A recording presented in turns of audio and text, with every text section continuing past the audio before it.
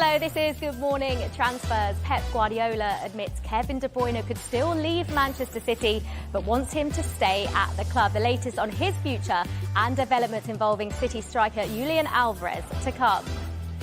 We'll also have news from Arsenal as they sign Ricardo Calafiori, but that could see Emile Smith-Rowe leave.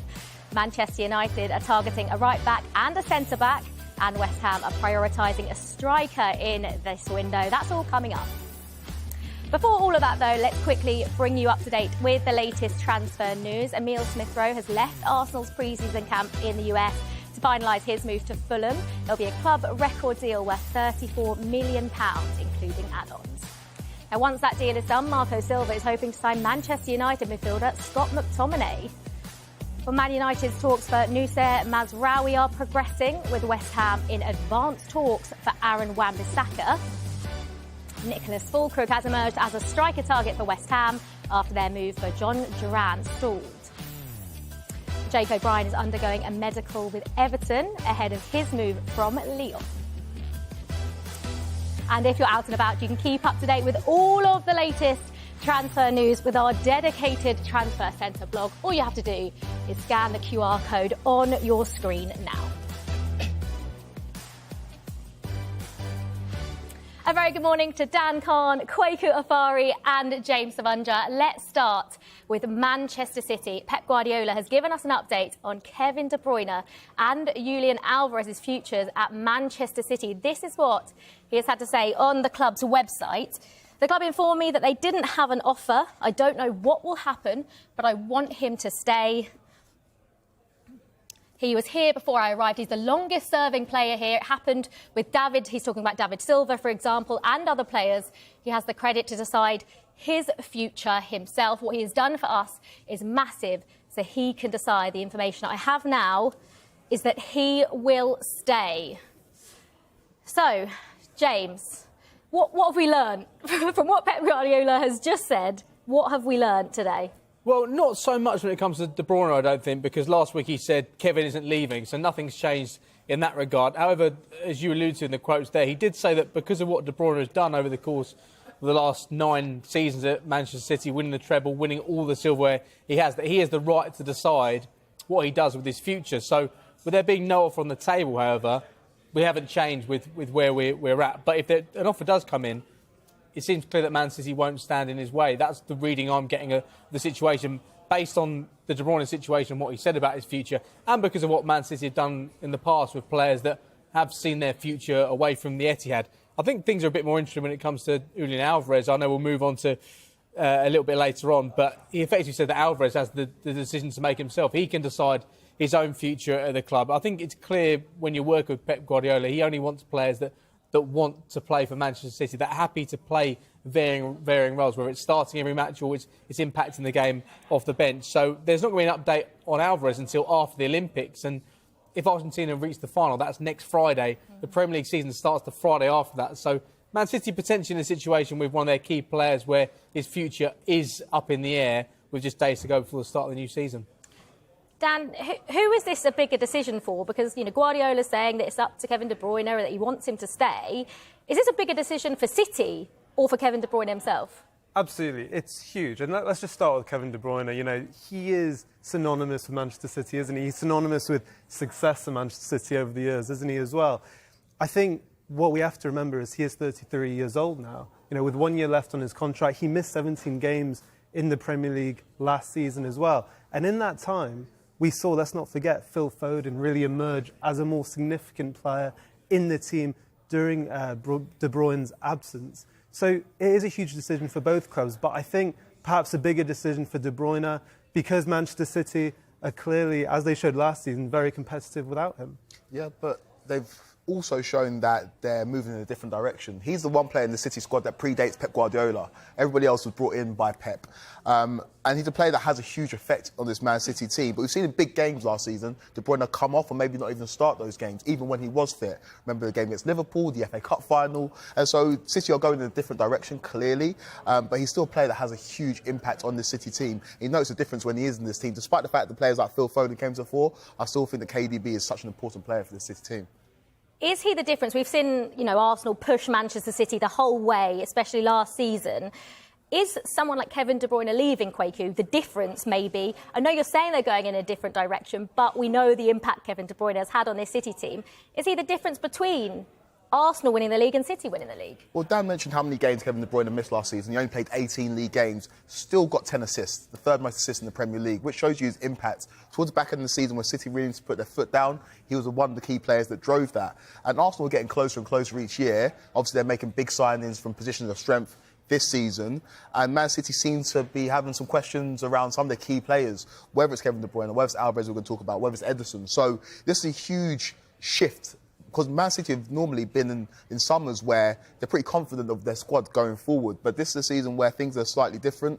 Like I said, things are different because players are aging. Kevin De Bruyne is now in his 30s. Physically, he's declining. But if you're a team like Arsenal, who are chasing Man City for this title, then yeah, this is a positive for you. But we'll see how it plays out in terms of Kevin De Bruyne, because Pep's come out and said he wants him to stay effectively. And when Pep's come out and said that, you expect it to happen. Absolutely. James, with Kevin De Bruyne, how do you... I know, like Kwaku said, they've got Phil Foden, they've got Jack Grealish, they've got Jeremy Doku, but how do you replace... Obviously, Pep said he wants him to stay. There's still a chance he might leave. How do you replace someone like Kevin De Bruyne? It's so difficult because he's a talisman as well for Manchester City. 9 seasons of success. It's been incredible. The number of assists he's picked up. He's the fastest Premier League player to reach 100 assists. I don't think he's going to close on Ryan Giggs' record, but it's remarkable what he's done. But we did see City learn to cope with him last season. As the guys have mentioned, 18 league appearances, but 10 assists in that time. And I think a great example is that cameo he had off the bench against Newcastle. That was his first game back in 20 minutes, scored the winning goal, created the assist as well for Oscar Bob. So it was remarkable what he did in that short period of time. And he's a player that I think Pep would love to have this season. That's why you want him to stay, whether he's impacting games off the bench or he's starting matches as well. But there are options in that squad, either wide or centrally, that they can definitely contribute and help to fill the void if De Bruyne does depart. You'd expect much more from Jack Grealish this season. Oscar Bob has been really impressive already on the pre-season tour. And you'd think Doku will come into his own again in his second season in England. Savinho just joined it as a winger who can play up front as well. So I think there are options there. At the age of 33, yes, his powers are diminishing.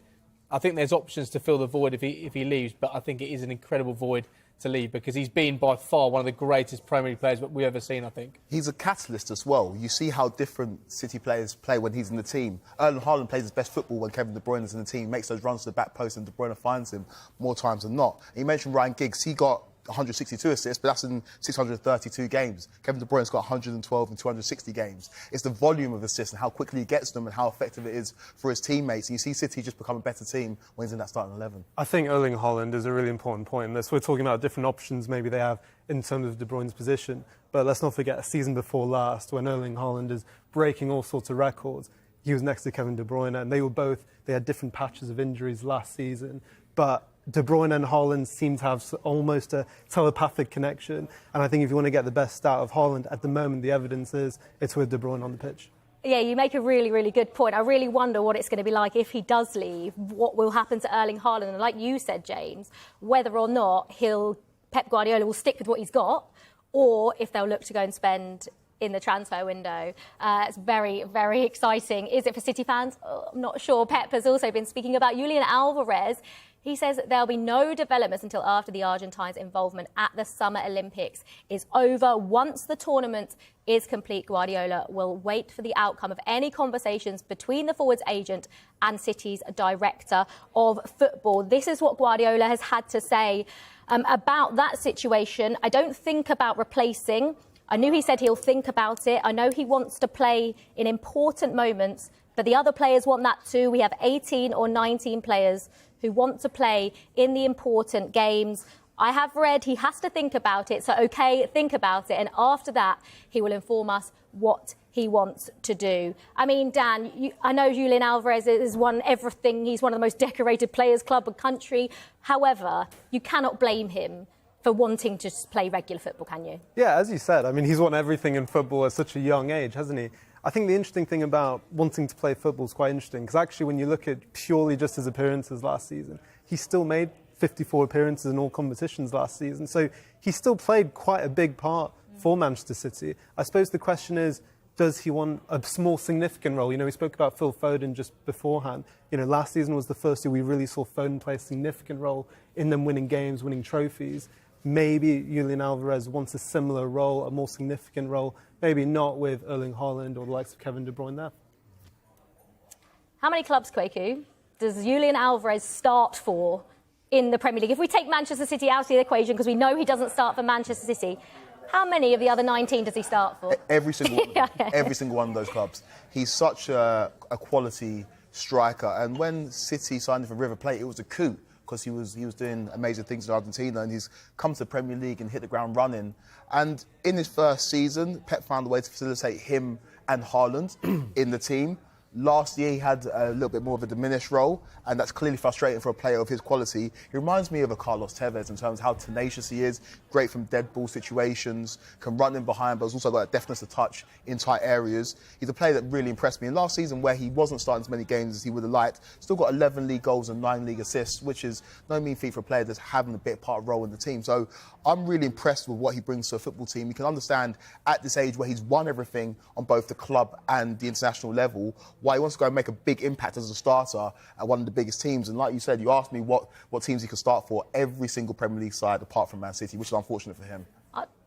I'd have him at Chelsea, would you? Yeah, I think most Premier League clubs will be sat there saying they would like Julian Alvarez, and Pep's stance has always been the same. If you don't want to play for me, you don't have to. So it'll be really interesting to see what happens there with Julian Alvarez. Of course, another player whose future is uncertain is goalkeeper Ederson. Saudi Arabia have shown interest in him, Dan. Over the years, he's been such a vital part of City's success. He's almost changed the game for a goalkeeper because he's so good. He could play outfield, couldn't he? Absolutely, and maybe the assists don't necessarily show up in the numbers, but he is the king of, I suppose, the pre-assist assist, because when you look at so many of the goals Manchester City score, so many of them come from Ederson. And as you mentioned, I mean, he has changed the Premier League in that sense, hasn't he? Because so many other teams across the league have looked to replicate what Manchester City have.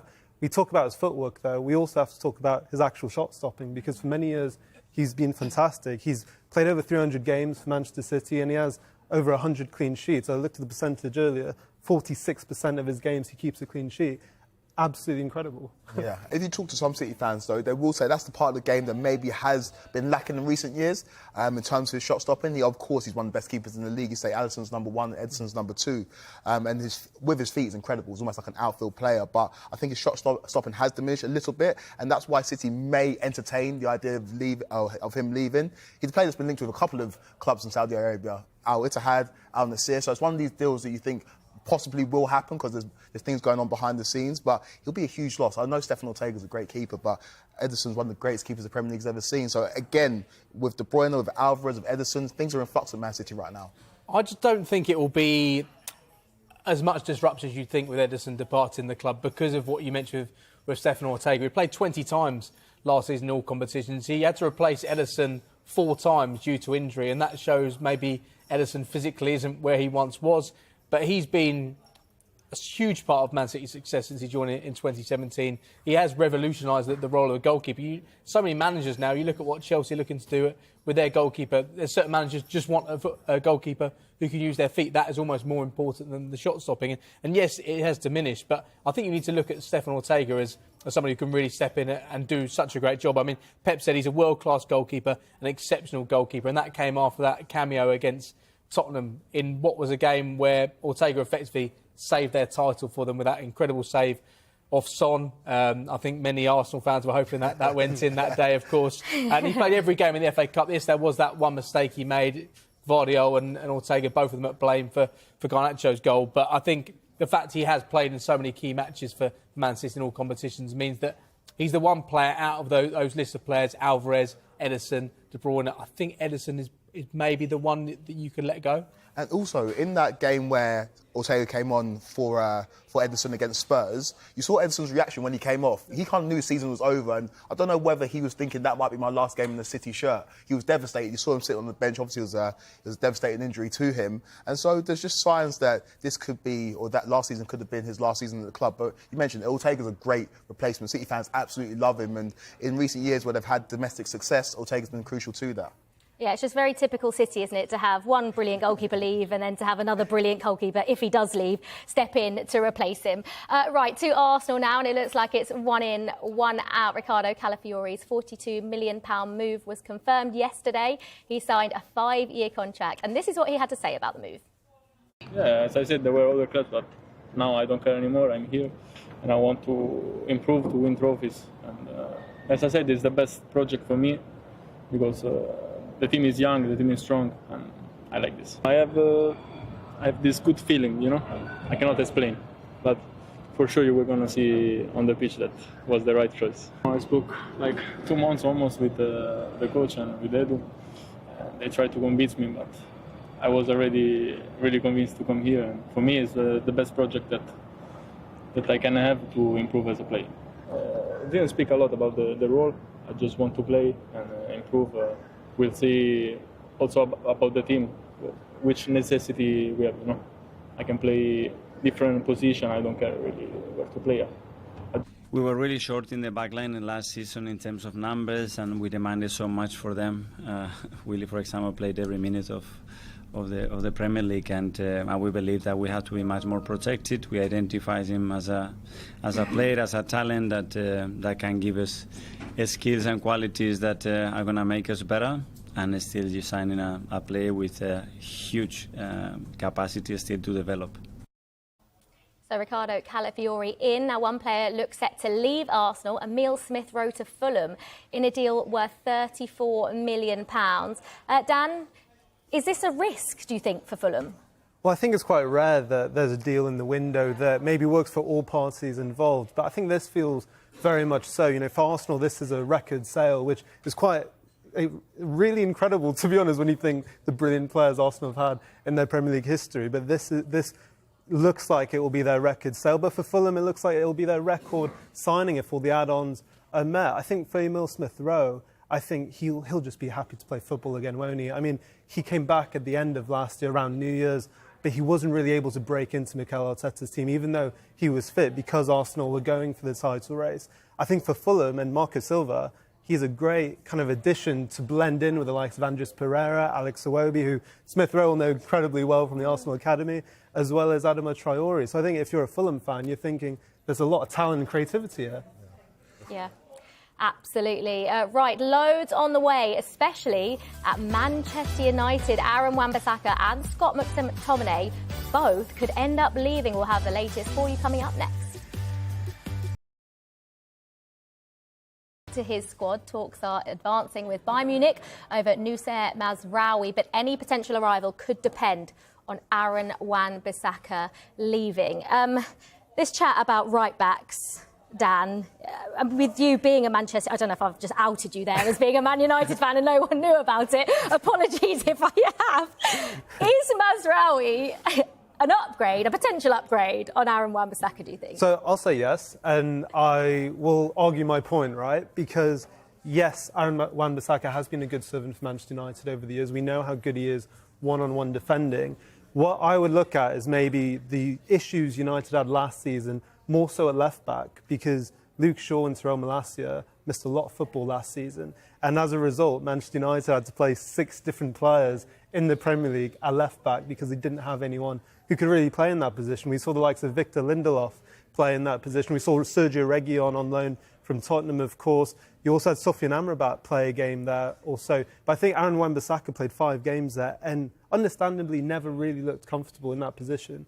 I think with Mazraoui, I would say he's an automatic upgrade in the sense he is comfortable at left back. We saw him play there in the Champions League last season, especially against Real Madrid. So I think for United, last season defence was a bit of an issue. We know they had a lot of different defensive combinations, but maybe with Mazraoui, they can maybe have a 2-for-1 there, being able to play both fullback positions. To play devil's advocate, though, I thought with Manchester United changing the hierarchy and structure behind the scenes of the club, I thought you're moving away from signing players that were familiar with Erik Ten Hag.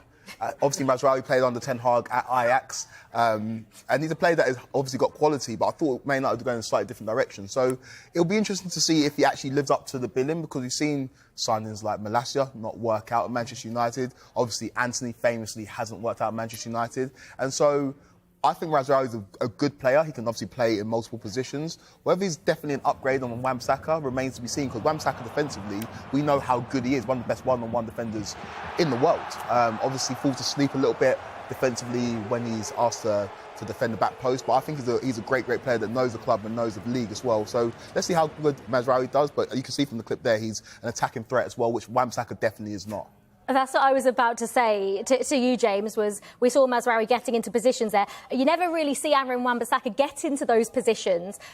He's not the sort of right-back or full-back that managers tend to look for these days, especially now in football, is he? I think that will be the disappointment for Manchester United after signing him for £50 million from Crystal Palace, especially as he started his career as a winger. You'd think that they'd have got more attacking output from him and he'd have progressed more, but it simply hasn't been the case. Yes, he's been a good servant for Manchester United. There's been some brilliant goal-saving tackles he's made in the box when you think, how on earth is he not going to give away a penalty here? And he's been able to do that. But I think a team like Manchester United, and you look at across the board at right-backs in the Premier League at the moment, the likes of Ben White, Pedro Porro, Kieran Trippier, Trent Alexander-Arnold, even Kyle Walker does offer more from an attacking perspective. And you're seeing here that he is offering very little in attacking areas. There's times when he gets the ball in the final third and he almost looks like he's not quite sure what to do with the ball. Does he cross or does he cut back? And so often he's cutting back into midfield. He's not giving Manchester United that outlet compared to Diego Dallo, who actually had to play at left back to accommodate Wan-Bissaka playing at right back last season because of the issues. So United do need somebody who can help build from the back. And we've seen what Arsenal have done, signing Calafiori. Part of that is because of his ball ability on the ball, his ability to progress the ball forward, which is something that United haven't had with Aaron Wan-Bissaka. So you can see why they're looking to strengthen in that area. In an ideal world, you have Dallo on the right, you have Shaw on the left, and United would go through 38-game season, they'd be absolutely fine. But we know the issues United have had this season. And unfortunately, the options they have when there are injuries just haven't been good enough for United. So that's why this has become a real priority for them. Yeah, Mazraoui might not be the only incoming as well. Talks are continuing with Bayern over Matthias de Ligt. We are told Bayern still want to sell de Ligt despite the injury to Hiroki Ito. Sky Germany reporting he will be out, though, for 2 to 3 months. James sort of mentioned Man United. What do you think has been their stance this window? They've already made a few incomings. It looks like they're still going to be active in this window. So what have you made of their stance? It's been really impressive the way they've gone about their business this window. I'd say they've been really efficient. They've got this leadership team in place now. Dan Ashworth started work at the beginning of the month. Omar Barada joined as chief executive earlier on this month as well. Jason Wilcox there, Christopher Vavell, who was at Chelsea beforehand. So what they're doing in this window slightly differently. They're looking at multiple options in the same area. They don't want to be drawn into these long, drawn-out sagas, as we saw when they tried to sign Jadon Sancho before, when they tried to sign Frankie de Jong in Erik ten Hag's first summer. So they're continuing now. Now they've got Zirkzee in, now they've got Euro in to work on a number of different deals in the meantime. But because of budgetary constraints, fitting within PSR and with squad space as well, a lot may depend on outgoings. So they want to recruit a right-back, they'd like to recruit a centre-back as well, and a midfield. But for them to bring in players, you think they need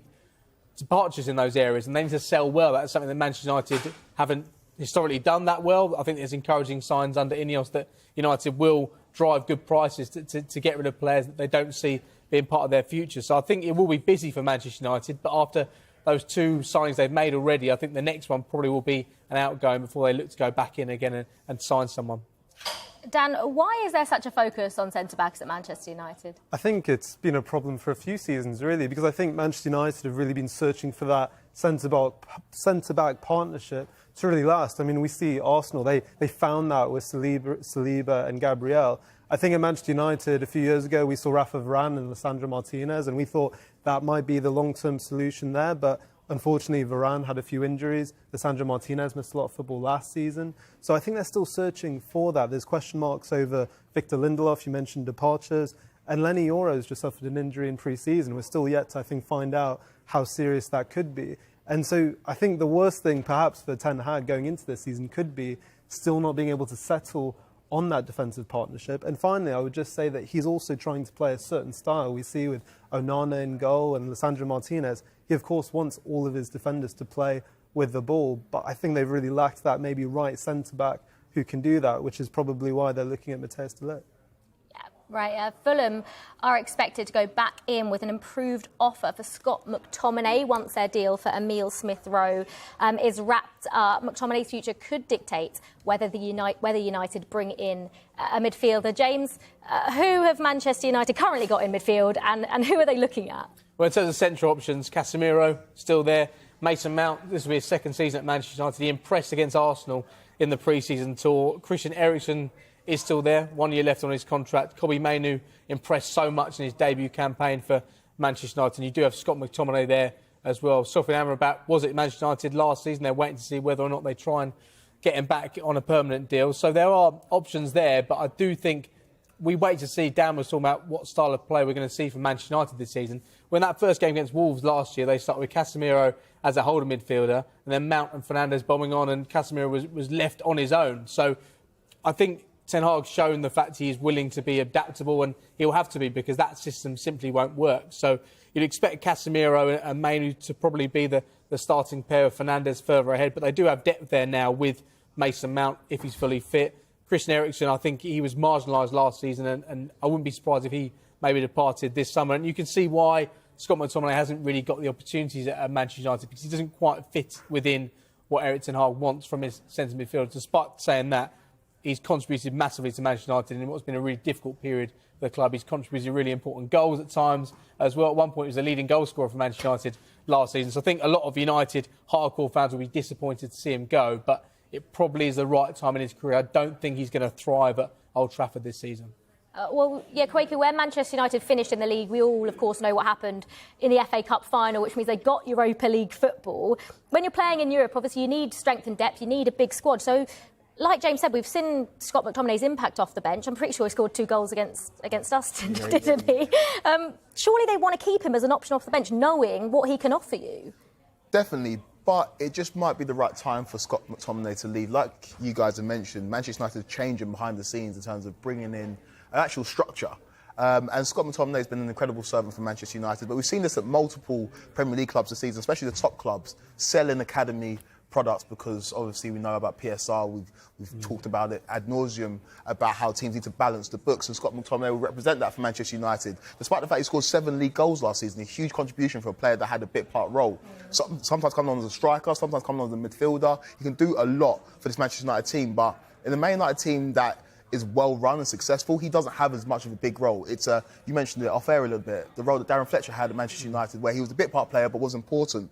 At Man United, Scott McTominay has been too integral to what Manchester United had to do, and he's a decent enough player, but he shouldn't be, for example, a few years ago where he was starting next to Fred every single week, and that just wasn't conducive to success for Man United. And I think he's a player that will find his feet somewhere else, will be successful somewhere else. He's physical, he's got an eye for goal, and he's a player that will thrive in the Premier League. I think something that we've all just spoken about is Manchester United's style of play next season, and I think we can talk about incomings, outgoings, but as you mentioned, the FA Cup final, Manchester United can't play like that every week in the Premier League. You know, they can't play with 2 wide forwards and a false 9 and keep everyone back and counter-attack. That's just not Manchester United. So we can talk about incomings and outgoings, but this is still a side. Let's not forget, we saw the stats every week towards the end of the season.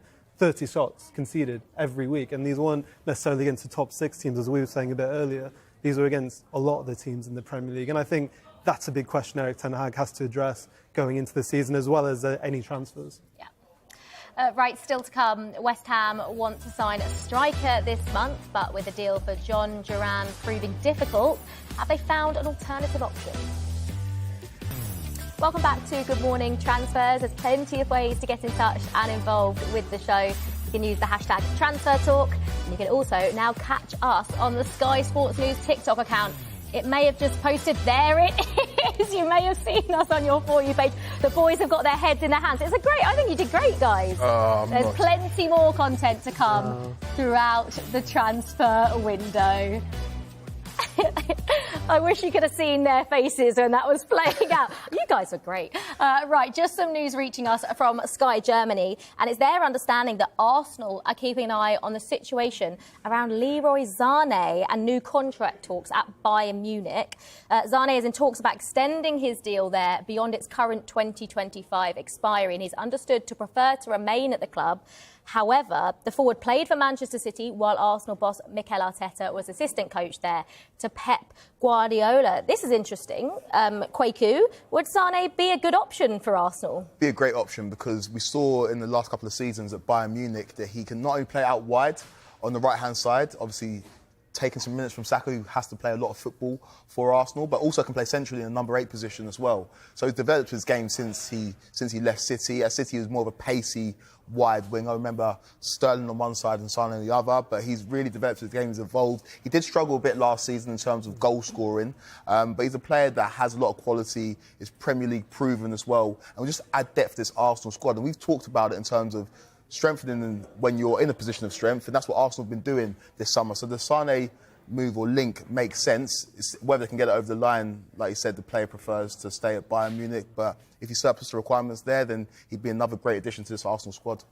I think he's shown, like you said, he's consistent, really, isn't he? Although he maybe had a bit of a dip last season in the Premier League the first time he was here, he averaged a goal or assist every other game, which is pretty impressive considering how young he was when he was at Manchester City. And stats are pretty similar since he's been at Bayern Munich, and the way he's linked with the likes of Harry Kane as well, very impressive. I think the big thing for Arsenal is more depth in those wide positions to give the likes of Bukayo Saka a bit of a break, because more than ever, there's more games in the calendar. We all know that. So I think to have more options, more depth to match Manchester City. You know, we know that Manchester City won the title by a point. It's marginal gains at this point. Could Sane be the difference? Potentially.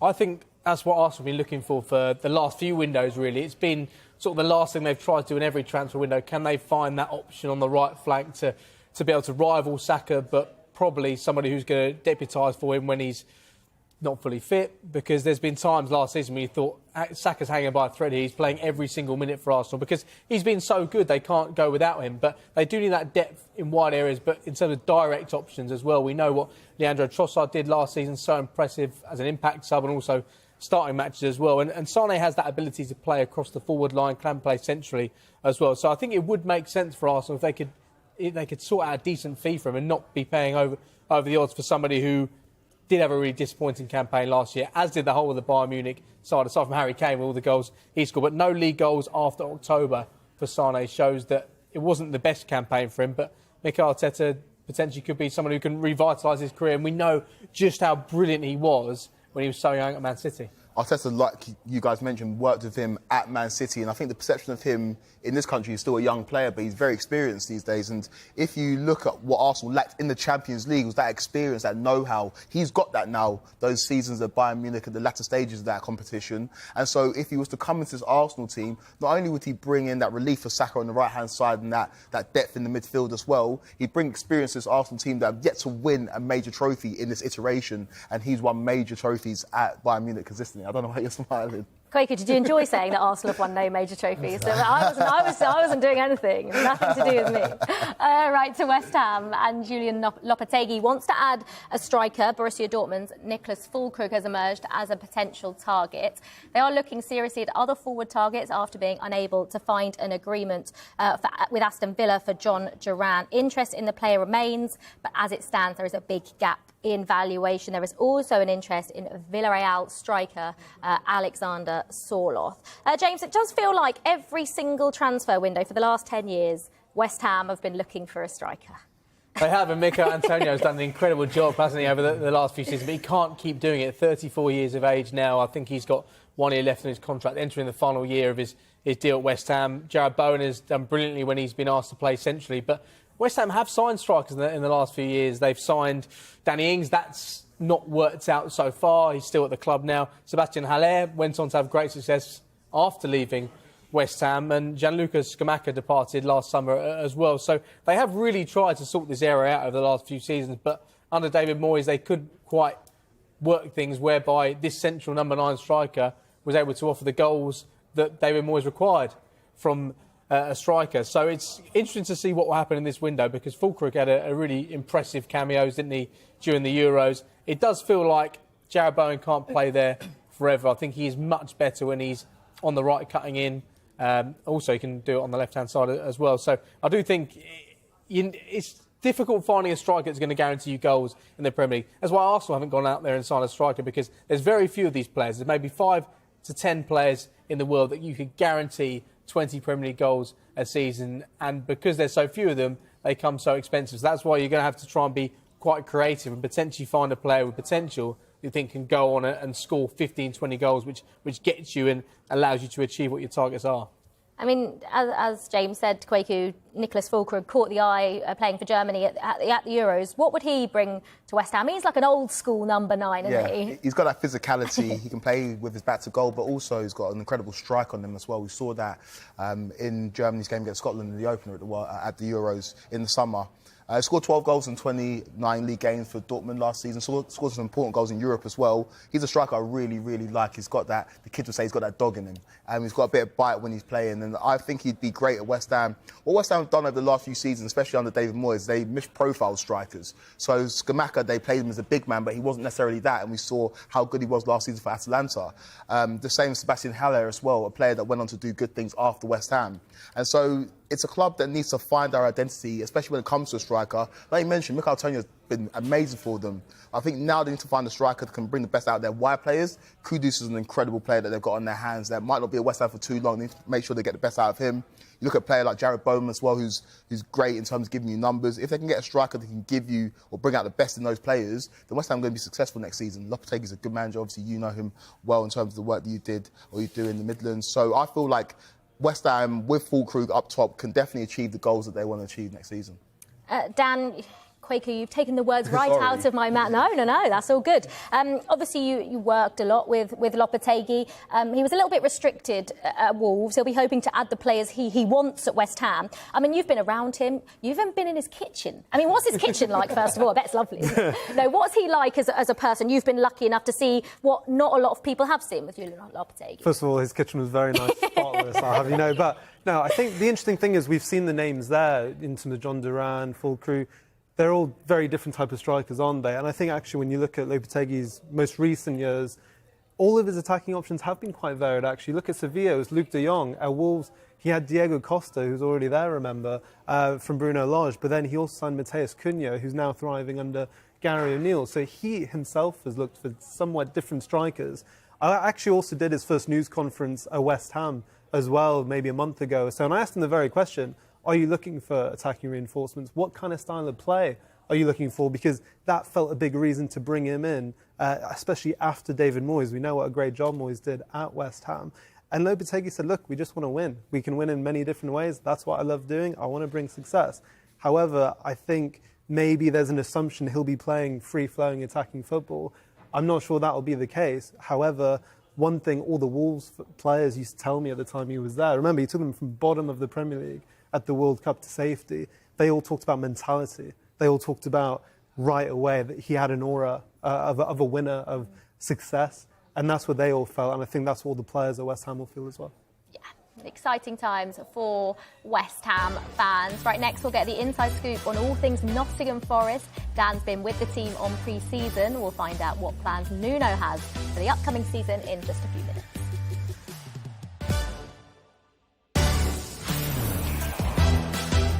Welcome back. Some news into us from Portsmouth now, and their striker Colby Bishop. Portsmouth have released this statement during a routine heart scan as part of the club's pre-season medical checks. A potential risk was identified to Colby Bishop.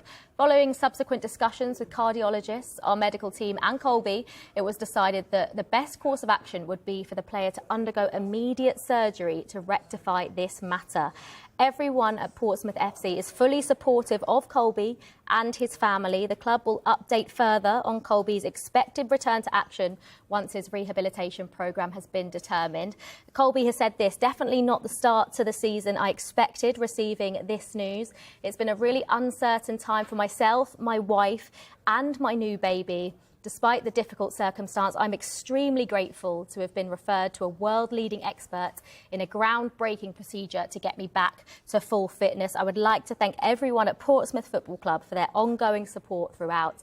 I look forward to playing in front of you all at Fratton Park on my return.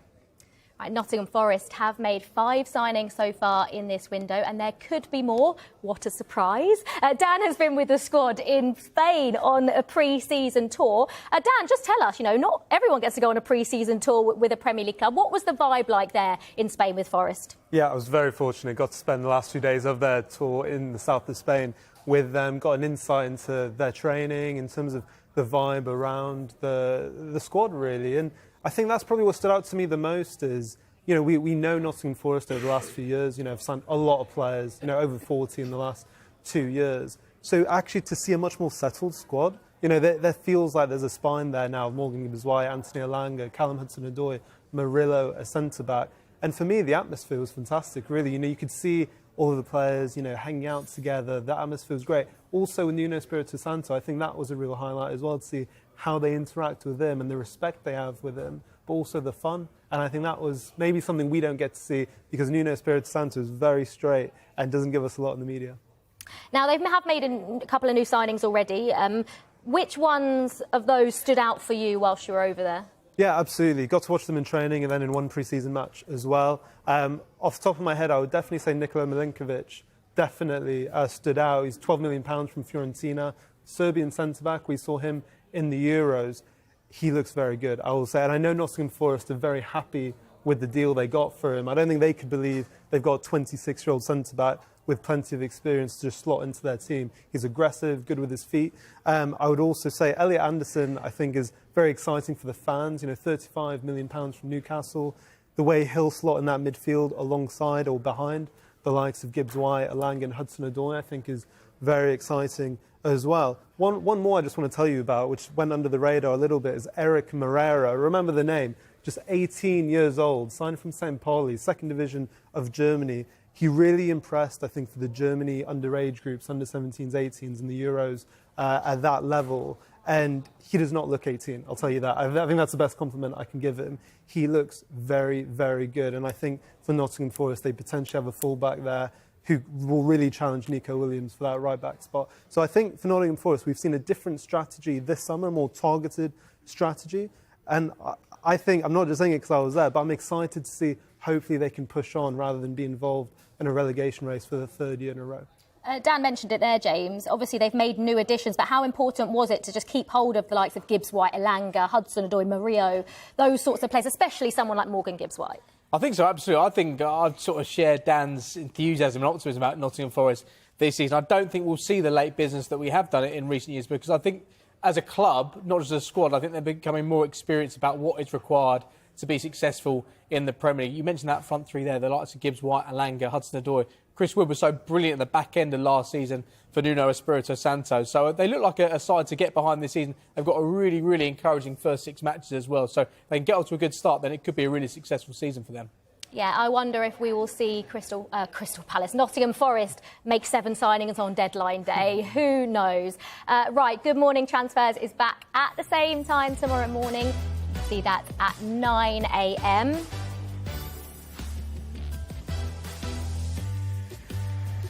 We've got plenty more to come today from the team.